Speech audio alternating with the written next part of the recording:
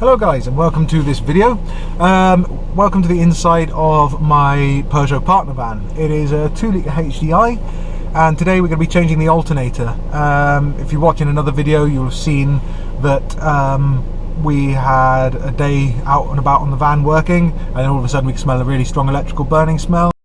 Currently we're sat in the van trying to isolate a few electrical things because we could smell burning really strong as we pulled up.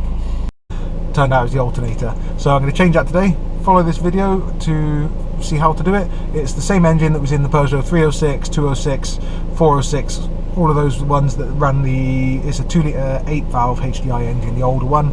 So yeah, follow us and I'll show you how to do it.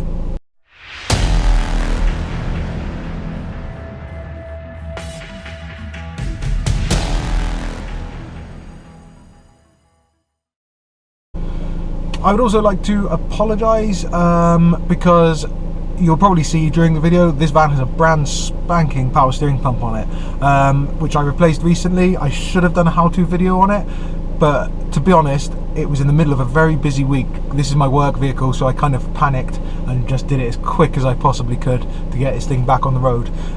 But if you would like to know how to change power steering pump on this engine, by all means fire me a message, a comment, anything, and I will get back to you as soon as possible with any advice I can give. Yeah, the first thing I'm going to do is wait for this shower to pass, and then we're going to jack this thing up. So the first thing we're going to do is open the bonnet and disconnect that battery. Actually, on this van, taking off the battery so it doesn't spark when you're doing that. You always have to do that with alternators.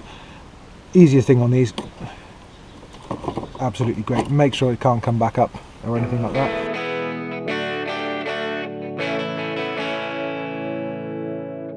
As you can see, the alternator is down there. So right, one of the first things I'm going to do now, the battery's disconnected, is disconnect. There's a single wire that goes there, which is the exciter wire, small one. Then underneath this rubber cup here, we've got a 13mm nut which I'm going to undo as well, and that means the electronic side is completely undone. So it's 13mm for that one, and just a flat blade screwdriver should undo the other one. Right in the front, this one. So you can get a little screwdriver in there, and flick it out. A little bit of pressure. There we are. Yeah, that little tab is on the front, and that comes out of there. So I'll tuck that somewhere out of the way. God, I can smell that burning. Shame I haven't got smell-o-vision on the YouTube. That's some real gnarly smelling stuff.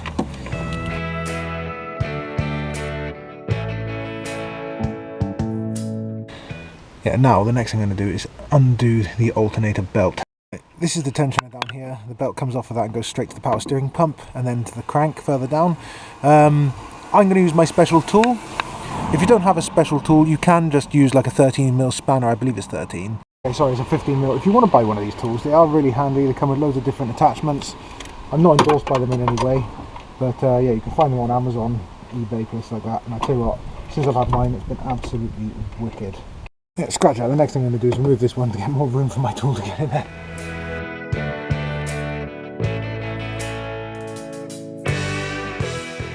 There we go. That comes out. One screw, and that just goes into the bottle.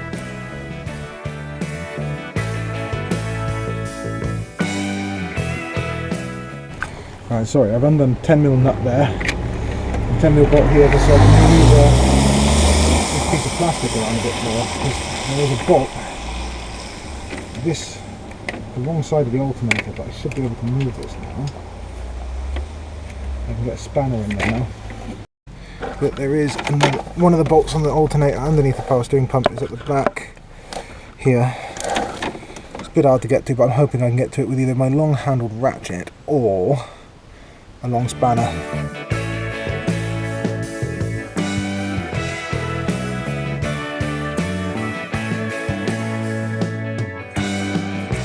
Right, so as you can see underneath this pulley, I don't know if you can see it where my finger's kind of pointing, there is another bolt there, but also down the bottom, that bottom pulley I believe is on the bottom bolt for this alternator.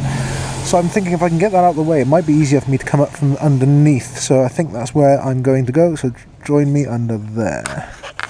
Welcome to underneath the vehicle. As you can see, the bottom of the alternator is absolutely saturated. That was down to my power steering pump failing. But yeah, this is definitely a better angle to get at that other bolt at the top from. So I'm going to undo this. Let's see if I can get this to stick so you can see what I'm looking at. Yeah, this is the front of the vehicle. You've got another 16 there, 13mm there, and I don't know what size that'll be. But then once these are out the underside, it's going to be completely free. And then there's just the one other bolt which is up there. It's going to be a lot easier to get through that arch there. So I might have to change position for that one. But first of all, I'm going to take these ones off. I know this one's a 13mm because I've actually replaced it in the past.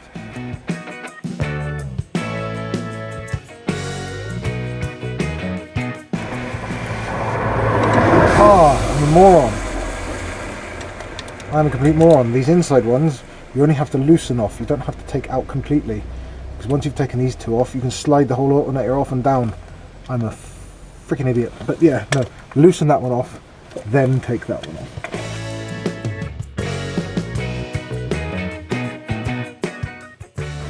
Right, now there is one more bolt up there.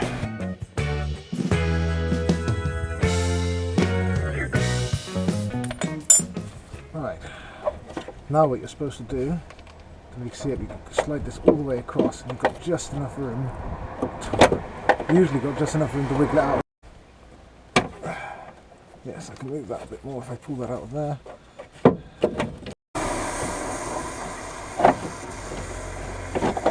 There we go, lots of hiddling. It comes out the hole eventually. Oh. I think we'd know what's killed it. I did wonder if it would last or whether it would kill it. But this stuff, that is all old power steering fluid. But yeah, I had it completely wrong as well. You don't need to take these bolts on the inside out completely, just loosen them off. So I'm going to see if I can find the spacer for the top. We can put them on the new alternator before we slide it in and make life so much easier for ourselves. Right, now one thing I wanted to point out is just something like, as you can see, this is the new unit, old one. It's something not really to panic about, but as you can see, the back of this is completely different. If you look at the casing though, casing is almost identical, which means it's going to fit, it should fit lovely. And also the pulley is about the same size, it's got the same amount of ribs for the belt, and it, like I said, the casing is more or less identical. But the one thing is, you can see, whilst this is twisted 90 degrees, it is the same plugs that go there and there, and it's got the same 13mm bit for the new, or for the main battery live. So this will fit, it will work. Don't panic too much if yours looks slightly different like mine does, as long as these are in the same place, which they are. And what I'm going to do as well is I'm going to leave these bolts out for the minute, because I think it will make it easier to maneuver it back into place inside of the bit underneath. But I will put them back in when the alternator is back in its place before I actually try to slide it into where it needs to go. Yeah, you've got to kind of try and push the plastic out the way a little bit. I should be able to get the new alternator in nicely there. Oh, it was much easier without those bolts there. Right, so what I'm going to do, I'm going to catch the two bolts in there.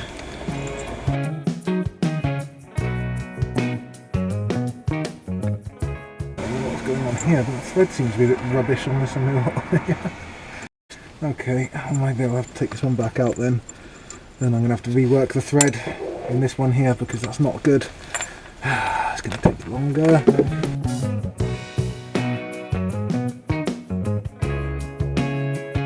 The end of that thread wasn't very good. It's better. So what I'm going to try and do then is do it the other way and see if I can get this in with these in place then.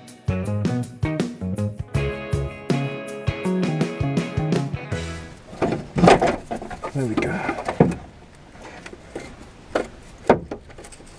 That actually worked quite nicely. Right, so you can leave them in. It is a little bit more fiddly, but not too bad. Let's get these in then.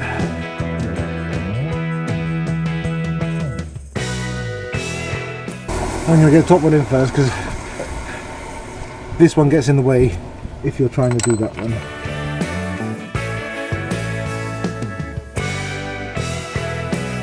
So now what we need to do is just nip these ones up, because then that'll expand this collar here and hold the inside bit in.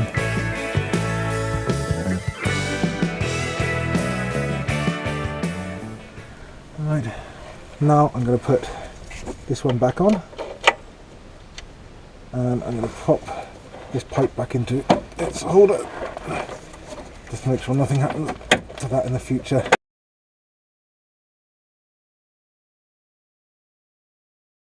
Now we can go back at the top and get everything put back on, then it'll be belt. Then we'll put the battery back on, fire it up, make sure we're getting 14 volts. So again, I'm going to nip that one up, put this back, put the belt back, and then we're in business. We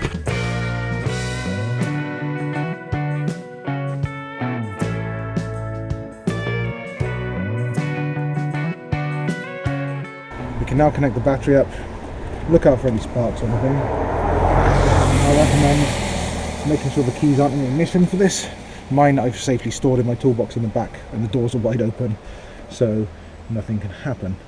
Right, I'm going to grab my multimeter, we're going to fire it up, make sure that the belt is on properly and running true, and then we're going to test this alternator. Right, so the first thing we'll do, make sure it's out of gear, and check and see if that battery light goes out when it started. Straight away, fantastic. Okay, so next thing, we'll make our way out to the front. Also listen for any noises. There's no noises, so that's all good. If there's a slapping noise or anything like that, it could mean the belt or squealing is not on. As you can see, my tensioner could do with being renewed, but it's running lovely. The next thing we're going to do is check, make sure that we got charging going to this battery. When I say charging, that's usually between 13.5 and 14.5 volts. On anything, if you're doing alternator on something with smart charging, it can go up to 15, that's okay. But on a conventional vehicle like this, that's what we should be looking for when the engine's running. I didn't show the test originally because I wasn't filming. My original test with the old alternator, it was running 11.98 volts. So just enough to keep the battery light off most of the time, unless you turned all the lights and heaters and everything on. Yeah, not enough to charge anything, so I'd have been in big trouble if I'd carried on driving. So what you're going to do is you're going to take your multimeter, put it to volts, and I usually go for the one the closest. We're only looking for in the 10s, so you don't need to go on 200 or 600. What we're going to do then, obviously red positive, black the negative. As you can see, we've got 14.2. Very good. No, not 14.5, but it's not far off. That's definitely a lot better than earlier. So what I'm going to do now is I'm going to put some lights on, heaters on, basically anything I can find with some electrical current, make sure it stays up around there, make sure it's not weak. Also, another thing I did earlier is I took my multimeter, put the negative to earth, positive to the engine block, to check to see what the engine, you see what the volt drop is across it, make sure that the engine earth was good. That can be a cause of it. As you can see, 0.07 volts between negative terminal of the engine. That's fantastic. You shouldn't see any more than half a volt. As you can see, that's much below that. Fantastic. Right, I don't know if you can hear it, but now they've got the heater blowers on, headlights, fog lights, a heated rear screen, everything. So let's try it again. 14.17 to 14.18, so that has dropped. Again, less than 0.1 of a volt it has dropped. So that is perfect. That means in the winter and everything like that, it's still going to be charging, still going to be strong. So we know that is fixed. So that's all good. I don't know if you can see me very well, but another tip I was going to say, I haven't got anything to demonstrate it, but I know how this belt goes on and comes off because I've taken it off so many times recently. But if you're unsure, one thing you can do before you take it off, get a piece of paper, get a pen, get a piece of cardboard or whatever, and just mark where the pulleys are roughly, and then draw where the belt goes, and it's just a really good way to remind yourself when you go to put it back on. Mark which pulley is what as well, because that's one thing I've seen people do, and then they can't remember which one is the crank pulley. So I like to put things like CP, PAS, things like that, just to remind myself which pulley is which if it's a car I've not done before. But it's something I actually practice myself. But like I say, the only reason I didn't on this video is because I have pulled this van apart more times than I would like to admit. Anyway, I hope that video has helped some of you out. If it has, then let us know by hitting a like and subscribe. It really helps the channel out. And I have to apologise about my kind of sporadic videos sort of being aired recently. I'm going to try and start doing a bit more because I have carried on working on our cars. But because, like I say, I've been so busy working, it's been really hard to film it and do it as well. But there will be some videos coming up which will include how to do an oil change and a service on a Chevy Astro van. There may be one for a radiator on the same van, I'm not sure. There will also be a fuel tank repair or replacement on the Shogun, not to mention some more servicing on that one and the Outlander, and there will be some more work to do on the van which I'm in now, which is the Partner. So stay tuned, there will be more coming, and we are looking at possibly putting the car talks back on. Let us know what you think about that. And also we have been carried on going to car shows, and I do try and film them, and if I don't film as much, I try and take as many pictures as I can so I can make a slideshow for you guys, and they will be still coming out on the 21st of every month. So thank you for bearing with me, and I shall see you in the next video.